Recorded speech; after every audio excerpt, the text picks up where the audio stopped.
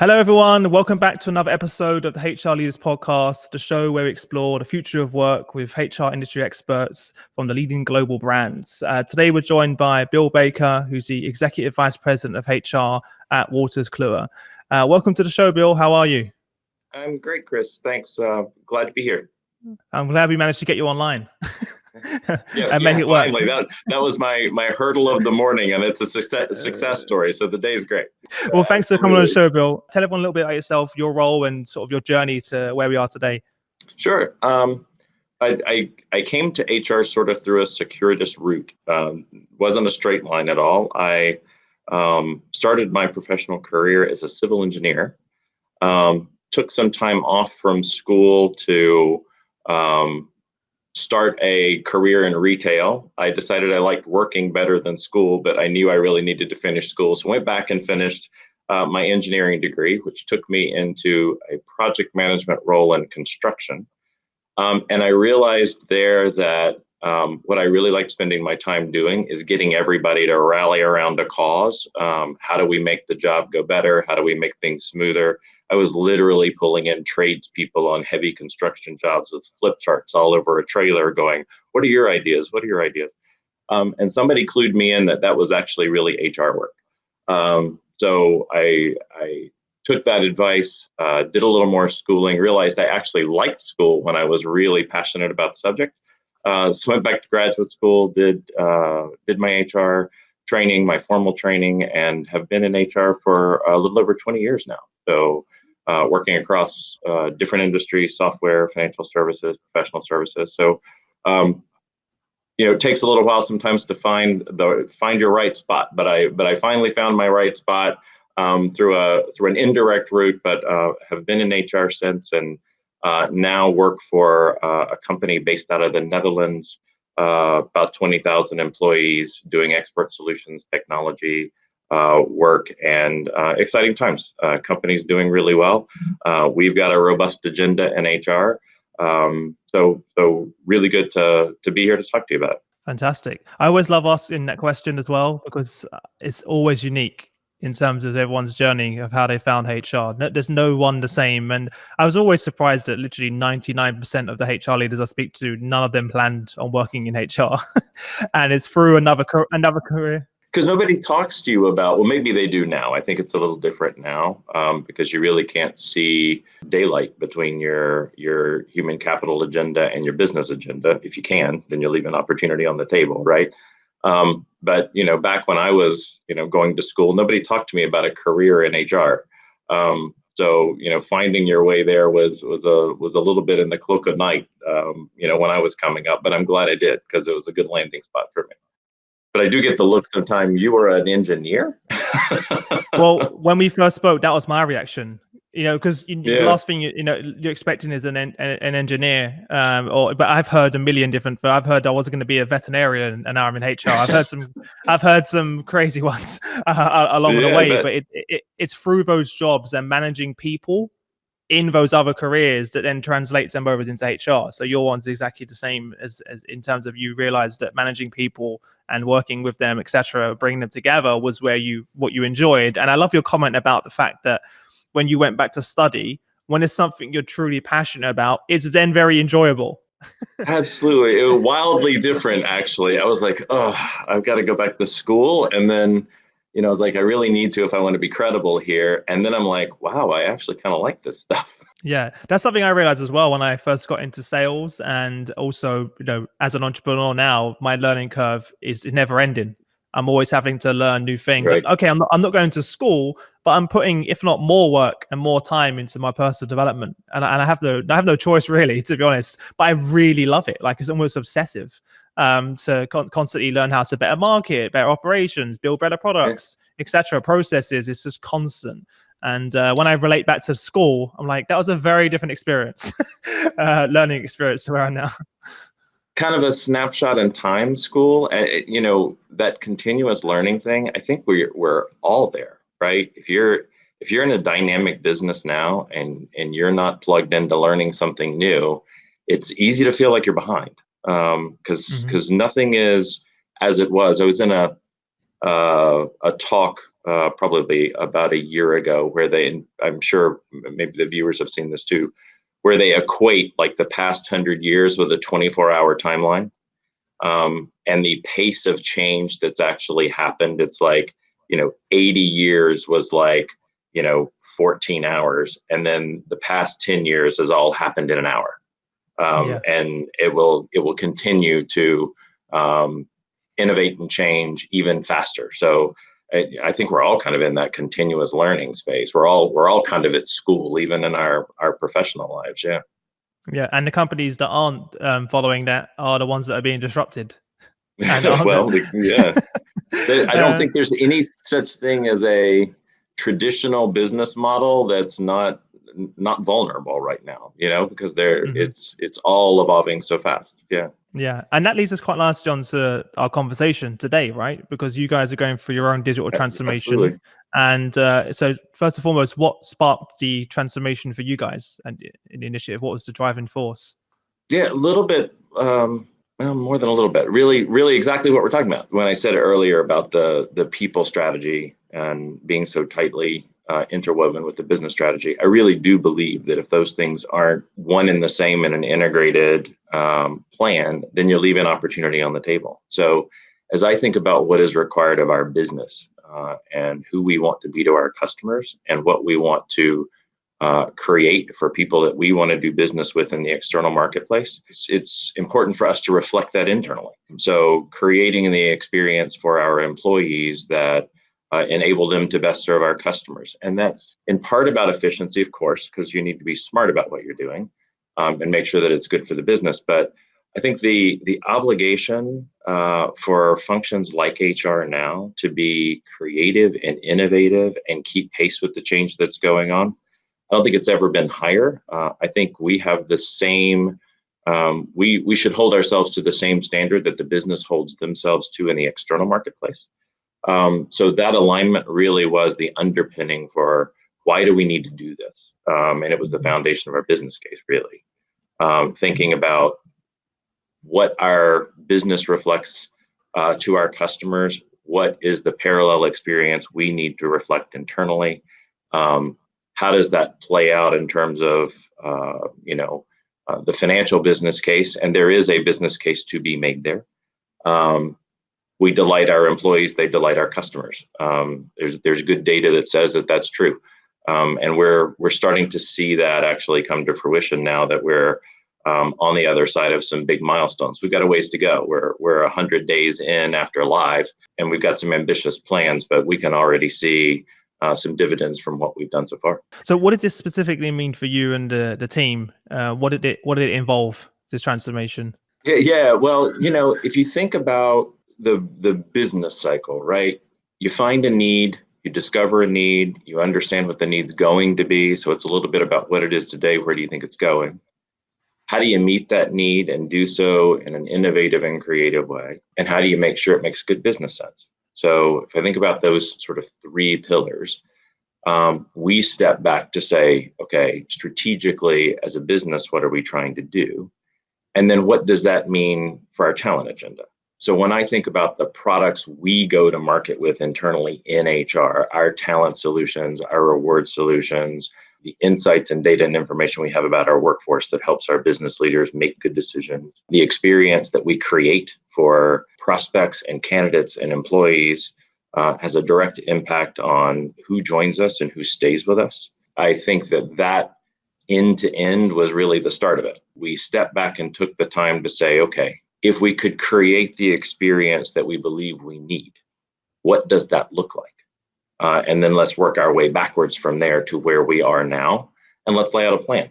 And then let's set our best thinking to that and see how we put the business case around it that would be compelling. Same as putting a business case together to take a new product to market. We really tried to follow that same discipline. I think that's good for us in terms of getting sponsorship from senior leadership, the C-suite, the CEO. It serves as a really good talk track as you go through the change management and the rollout of an initiative like this. Because if you're grounded in what you're trying to do as a business, you're not saying anything any different than anybody else is, which I think really helps the credibility of what you're trying to do. Yeah, I was about to say you don't really need to then sell to the business team why you need this change or the investment when it's very, very clear. Yeah, the minute it starts with, well, it'll make HR's life easier, or it'll be a more efficient HR process, in my opinion, I think you're already on the wrong road. How do you integrate that with why it's important to the business, and how does it support what the business is being held accountable to? Now that's a compelling conversation that internally key stakeholders are happy to have.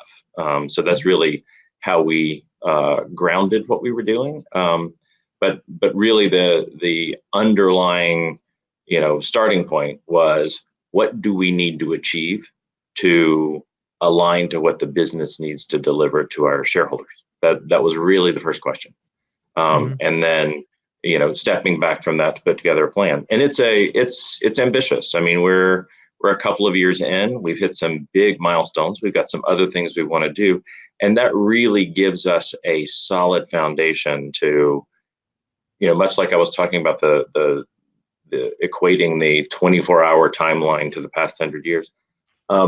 It moves us up the curve a lot faster. You get that foundation in, and then you can really innovate on top of that foundation much faster, and continue to deliver more value, which was really what it's all about. It's a value creation play for us, and continuing to deliver on that is where we find ourselves now, because we've really got some of the key foundation pieces in place, thankfully. Well, on that point then, because when we first spoke, you, if I remember correctly, you specifically moved into this role to lead the HR transformation. I had been in a different role in the company, and we decided it was time to clean sheet the HR function, and what were we going to do about that. So I did move into this role to lead the transformation effort, which cuts across more than just technology, but we're including our talent architecture, if you will, our modernizing our job structures and modernizing our reward systems. So it's a comprehensive program, but it's all supported by a new digital experience that needs to cut across the whole function, and needs to support our workforce globally, because we're 47 countries with employees in 47 countries. So really making sure that we chose a solution set and key functionality that would really let us speak to our global workforce, which as a company we've never really been able to do well. So big change for us. Well, and you said last time we spoke as well, you need to find the right infrastructure just to work differently. In order to work differently, how did you go set about doing that? There's so many different technologies out there, new shiny objects that crop up every day. And I know you're looking for something which is really people focused, designed, I don't like to say it, but people use the word by HR for HR all the time. How did you go about doing that, and what was your experience? Having been around the block on this kind of work a couple of times in my career, fairly familiar with the marketplace, and it's interesting to me. So I've kept up with it even when I wasn't actively involved in this kind of work. A few key things that we knew is that we wanted to move the whole infrastructure to the cloud. We wanted to leverage tools that had evolved to a point that we knew they understood the needs of HR, and to be extensible and flexible, to be a complete solution set. So there is no one tool in the marketplace that does it all. But I do think a lot of the basic and core processes in HR, a lot of the table stakes things that create efficiency, that are important, but you really should do them with minimum time investment, and you should do them efficiently with the right controls and all of that. You drive to commoditize those processes, and if you do that effectively, you can avoid the temptation of point solutions for, I need this for performance management, I need that for talent management, I need that for succession planning, and have an integrated suite. So, which is what we've done. We went to the cloud with PeopleDoc and Workday, and that covers all of the core functionality across the function. Now, as we start to think about how do we bring in advanced technologies, what is the role of that? How do we think about analytics? There may now be some room for some disruptive players out there that are doing some really creative things. But I would rather spend my time on those things that have a value in strategic differentiation than spending my time managing an infrastructure of a bunch of things that are integrated together for core processes. So it was important to us to have extensible platforms that would evolve and change as the world changed. It wouldn't be up to us to upgrade and all that kind of stuff. So moving the whole infrastructure to the cloud and make sure that we had things that play nicely with each other, that we could have as simple an infrastructure as possible for the 80% of the work that we need to do. And then when you think about the role of where the most advanced work is from a technological point of view, that's where we'll sharpen our pencils and think, okay, what is the right differentiating experience? But important for us to have a solid foundation that was straightforward to manage. We have a lot of confidence in our core vendors. So it's been a good partnership so far. So really pleased to solidify that, foundation level of work so we can move on to what actually will help us drive more business. You kind of mentioned some of the reasons why you chose some of those partners, but what are some of the specific questions that you asked when you came across PeopleDoc? Obviously, Workday has been around for quite some time now. What are the specific questions that you're asking? For example, PeopleDoc, how did you come across them, and what did that process look like to make sure that they're a right fit for you? Kind of interesting, a little bit. I guess it's some insight into me, I suppose. I'm actually a second generation Workday person. And when I originally discovered Workday, it was very early on in their existence. They weren't known. They really were about the legacy of their founders, which is what got them off the ground, of course.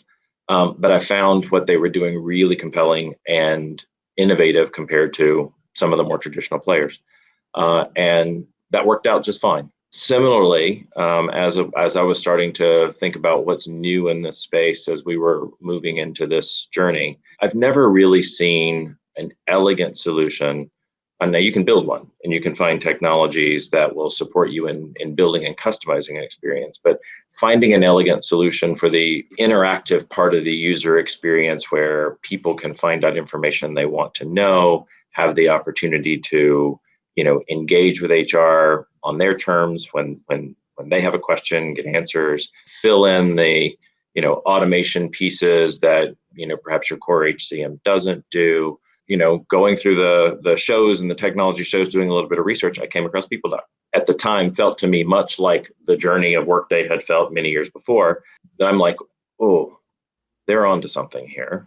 They started with HR in mind. They have developed with HR in mind. And you can see that in the product. They play nicely with Workday, and they can work together, create a more comprehensive solution set for employees as well as candidates, which really helps with our user experience. Because one of the things that we really want to do, yes, it's cool and it's nice to do, but there is a real value in terms of talent you attract, talent that's interested in joining the company based on the experience they have when they engage with you. So, really making sure that we're driving towards a consumer grade experience was important to us. And PeopleDoc is a solution that supported, we knew Workday did, but PeopleDoc filled in a lot of the gaps, a lot of the functionality that, the core platforms out there don't do. And really gave us, back when I was talking about extensibility, it is super extensible.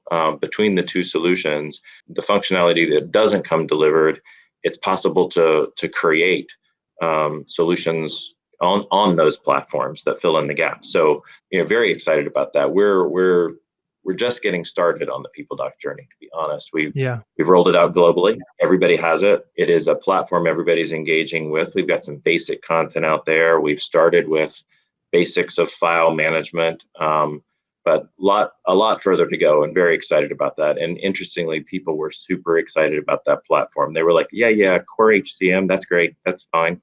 But we actually had more excitement about, you mean I have one place I can go? So that told us we were on the right track from a user experience point of view. Yeah, we were speaking about before the fact that when the user experience is good when you don't have to provide any instructions. for anyone of how to use the platform, because then you know it's good. What's been the feedback from everyone so far, specifically when you rolled it out? And obviously everyone's excited about it beforehand, but now it's rolled out. What's the feedback you're getting from people? As I say, we're 100 days post-launch, global launch, because we went live with the Workday functionality and the People Doc functionality, all employees around the world at one time. So we're still taking a breath, even though we're not slowing down a bit. We're now on to the next rollout of the next wave of functionality. You can anticipate what you think people are going to say and what they're going to be excited about. You'll get some of it right, but you won't get a lot of it right. People are excited about simple things like I can easily see an enterprise org chart. I easily know where to find basic information. I know how to ask a question now that's never been clear to me. So really the things that have gotten the most chatter are relatively foundational, but they're all about user experience. We have gotten less reaction on the content and solution value of things that we've designed and put out there. I think that's a lot about just people learning how to work differently. But so far, the feedback has been actually quite positive about what we've rolled out. It generates a lot of ideas. You get a lot of feedback from the field about, hey, can it do this? Can it do this? What about this? What about that? Hey, when I worked at this other place, our system could do this. So you start to develop a long list of optimizations and enhancements. And we find ourselves now managing that because we are trying to roll out some additional functionality. But, the change management of rollout doesn't end when you launch. It's important to keep people engaged and excited about what you're doing. So, we're taking that feedback, prioritizing it, and enhancing as we go. And, next year, as we roll out this next phase of functionality in the first quarter, next year will really be about how do we now optimize. So that's the message we're going out with now. People are very excited. Our goal is to capitalize on that excitement, and where we do hear some frustrations with, hey, working differently, or hey, couldn't that be smoother? Taking that to heart and trying to make the enhancements so that people stay engaged and excited about what we're doing. We laid it out as a multi-year journey, and I think people understand that. So our drive now is to meet our commitments on everything that we've said we're going to do, and just keep people engaged. We don't want people to feel like we're not hearing their feedback. So great reaction. Opportunities have been identified. What'll be important for us is that we keep folks engaged about that and show them we're listening to them, and keep improving it. So as we have time creating some forums and surveys and focus groups and user experience advisory groups to really help us make it the solutions that our folks need, so that they spend less time managing the personal parts of their professional lives, and more time delighting our customers. So that's the holy grail. That's the end game, if you will. Bass has a question, and he said, as someone who was born and raised in Holland, he's of course familiar with the company as a publisher. And it might have been a school book from us back in the day. I remember, I told you when we first spoke, I remember the publications too. That's how long ago I've known about the company for, right? And he said he's very interested to know, obviously, through this transformation that the business has gone through, in the reskilling that happened, as the business transformed into this current state where you guys are now, what were some of the learnings that you took away from that journey? Couple things. One, context. So if you're familiar with Wolters Kluwer, little background. We've been around for 183 years. We started as a publisher.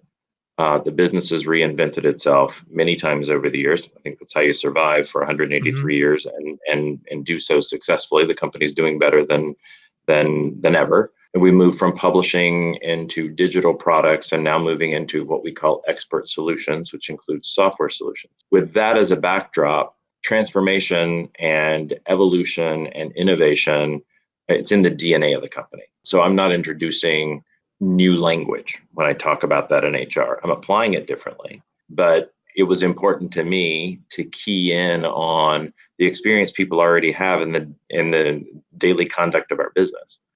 Tying what we needed to do to what they're doing every day in the business, and helping people understand that just like they're doing in the business, as they innovate and create new solutions. And they have to train and upskill their employees to support that, to sell that, to implement that. We need to do the same thing in HR. We're spending lots of times with our folks, helping them understand not only new ways to work, but work we no longer need to do. Really putting our own personal agendas in HR through the scrutiny of, does it add value? Which is what our business does every day. So tying it back to, hey, we're innovating in HR just like the business innovates, because we need to be there to help you do what you need to do. So we're following that same journey, really relating it back to what's happening in the organization. I don't think there's any business out there now that's, on a successful trajectory that's not following some path that's similar to that. Because, the old adage, if you're standing still, you're actually going in reverse. I think that applies here. So, what was important to us and what has proven successful so far is basically to say, we're on the same journey you are. And the reason we're on that journey is because of the journey the business is on. People can relate to that. And you don't have to explain that to people who are living it every day, Have you seen that as one of the benefits as well in terms of implementing the shared service model, is that you and the team can focus more time on sort of strategic tasks? That's a little bit table stakes in that anybody who's ever done this will tell you that part of the reason that they're doing it is, to spend less time on administrative tasks, spend more time on I hear that all the time. That's why I mentioned it. Issues with the business. I would say if you go out there and say that's the reason that you're doing this, you're going to hit some headwind, because I think that just sounds a lot like HR speak. It's a practical reality. I think it's actually true. In reality, what does that mean? And that was important to me to be able to articulate. So the model that we moved to, so we went from kind of a local geographic centric model to really disciplines of specialty, I'll call it. We have articulated responsibilities across a portion of our HR team that are aligned to the business. They're really the consultative partners to the business. They own the talent agenda for that business. They're thinking about, how do we have the right people in the right place, doing the right work to deliver what we need to deliver for our shareholders. That's what they wake up thinking about every day. We have a segment of our population in HR who thinks about, how do we now do business well in all of the locations where we are? As anybody out there who's working across geographies knows, the rules change, compliance is different. And rather than asking everybody to do everything, we really wanted to deepen our expertise in the things that matter. So making it easy for our businesses, when somebody says, hey, I'm going to put a sales force in Spain. I've never had a sales force in Spain. What do I need to think about and what do I need to do? We now have people who say, I can help you with that, because we know what you need to do to work in Spain and to attract talent here and to get people on board. And then once they're here, how does that work? So it's about spending more time on strategically valuable things and less time on administration. But I would frame that as deepening expertise in the things that matter. Because you're always going to have to be the people who understand what it's like to work in Spain. Helping people understand why if you're of a certain size and certain scale, why there is a business case to say, hey, that's a discipline. And just like you need, people that understand the product inside and out to be good product marketers or good product managers, we need people that understand this inside and out so that you don't spend a lot of time figuring out how to do business here. So you've got the folks who are lined up and really plugged into the day-to-day business agenda and lining up the talent agenda to that. You've got folks that understand at a deep level what it takes to do business where we do business. And then you've got folks who are thinking about, how do I just make it easier to get stuff done? And that's in our shared services groups. So really segmenting the work much like you do in a business and lining people up with the right expertise and being able to deepen that expertise because they're not distracted by all different kinds of work, and then supporting that with the right tool set. Those are the ingredients for the cake we're trying to make. Yeah. Have you had to do a lot of reskilling within your own HR team, or have you found that you're making hires in particular roles that you never would have done so in the past now to support this new way of working? Yeah, both. We're committed. One of our guiding principles at the start of this was HR first. So HR sees everything that we're doing before the business sees it, before we roll it out to anybody. We spend time making sure they understand how it works. Is it enough time? Is it too much time? And that depends on who you ask. What is it, Maya Angelou? You said, better, you do better. So it's a continual learning journey. So we seek feedback on the way we've done it and try to do it better the next time around. But it's important to us to engage HR first and understand what's changing. And because it's a multi-year journey, you got a lot of changes that happen in an organization organically over a period of time like that. So, between our internal efforts to upskill the folks that are the great folks we've got on our team already, as we have opportunity to add people who have the experience that we're trying to create already, of course, yeah, we do that. So really both, and the combination of that has really helped us, move along the learning curve. But we'll continue to support folks in changing the way they work, because everybody knows the change isn't going to stop. So developing the set of muscles to be able to do that well and continue to do that well, that'll go far beyond this transformation. That's just a new way to work, right? We'll all be doing that for as long as, up until we retire, because the pace of change is just going to continue. This isn't a 1 year, 2 year journey either. It's just ever going. Like your business, you don't stay around that long if you're not always innovating and Absolutely. challenging the norm. And same thing you need to do within the HR function as well within the business. The yes to do a project like this, the yes was on a business case to do some work over 2.5, 3 years. But the yes is really about changing the way you're going to manage the function from now on, because you're making a commitment to tools and resources and products that sit on top of that HR produces for the business, right? You're making a commitment to leverage that infrastructure as it changes, as the world changes, to continue to innovate. So, to me, that's exciting, because the job is not static, and it's never going to be. So, that's the fun stuff. Getting all this stuff implemented is great, and it's exciting. But the really fun work starts after. Yeah, and that's also where people end up failing, is after. Actually implementing it is almost the easy part. Actually sustaining it and embedding it in the business and being part of the culture is the hard part. Before we wrap up, for anyone else listening that's going through a similar transformation journey, you've been through it multiple times, you've learned from previous mistakes and improved on it. What advice would you give to other peers of yours that are going through a similar transformation or in it right now in their business? Sleep now. Store up as much as you can. Couple of things I would say. I mean, obviously you need, discipline about your process, select the right partners. And that's more than just functionality. It's also about, who's going to work well with you, who is a cultural fit for your organization. If you're an organization that, doesn't mind being on the leading edge of things and working with vendors to develop solution sets, that's one way. If you don't want to get into any of that, then that leads you in a different path. So I would say, as an organization, really know who you are before you engage this, so that you get the right people on your team, both your literal team as well as the partners that you invite to do this with you. The two other things that I would say won't surprise anybody, I don't think, but from my experience, I have found it extremely valuable and actually differentiating in terms of the results to be maniacally focused on project management.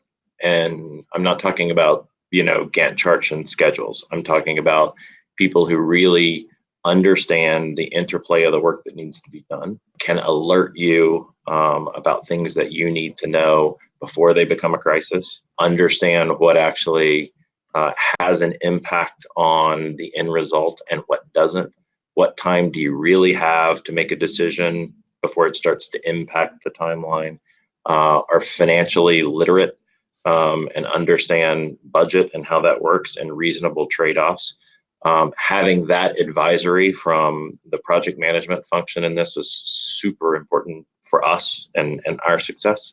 And the other, of course, is change management. And the thing about change management is it's a little like everybody's got a different definition for what it is. For me, it is really about engage the right people early, know what your story is, play that story out to the end, and know how you're going to tell it. And don't leave anybody out. Bringing them along from the start certainly makes it easier when you get to the point where you're going out with a big splash that's going to change their daily experience. And working on that from the very beginning, from the time that you start proposing what it is that you're going to do through, the process of implementation, through the launch, through the stabilization period that follows, and then find the folks who have been your greatest champions, and perhaps the people who have had the louder dissenting voices, and bring them into a group and keep them engaged. I have found that to be super helpful in terms of having a voice that is broader than myself, or broader than my team, or broader than HR. Creating the people who can say, hey, I love this, you guys should love this, here's why. Or even having people that say, hey, I don't like this, but I attended a meeting and now they know I don't like it and they're going to do something about it. We keep that engagement, been super important to us. We're super focused on keeping that even now beyond the big milestones of go live. In some ways, it's even more important now. So if someone were asking me, what are the things that you would, put a star beside? There's a long list of things that make these sorts of things successful.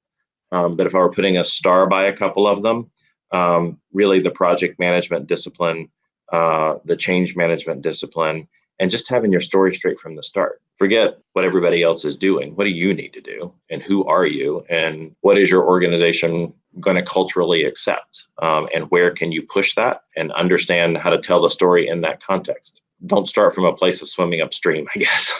Bill, thank you so much for taking the time out to join us on the show. I really appreciate you coming on to share your journey and experience going through RISD. It was a real pleasure. And thanks for everyone for their questions who are listening live on LinkedIn. Before we wrap up, Bill, if there's any sort of one very small, if there's one parting piece of advice for everyone, what would that be? And then secondly, where's the best way for them, our listeners, to get in touch with you if they have any questions or want to reach out to you? One piece of advice I would say is manage your appetite, because if you're like me and you get into this space and you get the sponsorship to do this work, you're going to want to do it all at the same time. You don't get credit for almost. So just pace yourself and realize that you're on a value creation journey that takes a while. That's not always easy for me to do. It's not always easy for the folks I work with to do, because we're all sort of super ambitious, type A types when it comes to this kind of work. But it's an important thing, I think. So about it as a journey and not a project, because it does have a longer tail on that, and that'll help you manage some of the impact on you and on the business. As far as me, I'm easy to find on LinkedIn. If there's anybody that wants to engage or ask me questions, I'd be happy to do that. So just shoot me a note on LinkedIn. That's probably the fastest way and the easiest way. And I'd be happy to engage if that's helpful. For everyone listening, as always, guys, if you head over to hrdleaders.com, you'll find the show notes from this episode. Links to everything we've been talking about will be on there in the next few days for that. If you haven't already subscribed to the HR Leaders podcast, head over to your favorite platform. We're everywhere. You can subscribe there. Apart from that, Bill, thanks again for taking the time out to join us, and I wish you all the best until we next speak. Thank you very much. Thank you very much. See you there.